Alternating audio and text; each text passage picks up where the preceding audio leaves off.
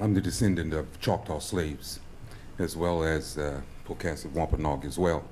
In my research, in trying to reconnect with the heritage of my family, I had to go through a number of records. And what I found within my family on the Choctaw side is that we had a lot of names who we considered at that time Christian names. We didn't realize what the importance of them were.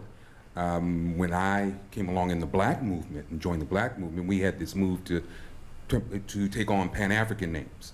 And my great-grandmothers, on both sides, on my mother's side and on my father's side, were very upset about it. And I said, well, you know, we're giving up these Christian names, this white man's name. We're not going to keep that stuff. You know, I'm changing all my children's names to this, that, and the other.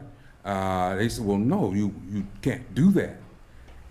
But they really could not clearly explain it to me until I got to this point here 30 years later. I'm doing my genealogical research and I realized those names were the names of the ancestors that they had taken on. The reason they had taken on, and so to keep the memory of those ancestors like Annie or Mariah or Glenn, they named children down the line those very same names, and that's how we were able to trace back who we actually were.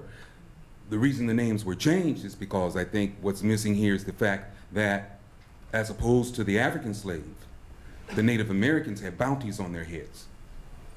We were cash cows for the settlers, for the invaders here. So hence the name Redskins. Those Redskins had bounty on those skins. So as a survival technique, we had to change our names. Understood.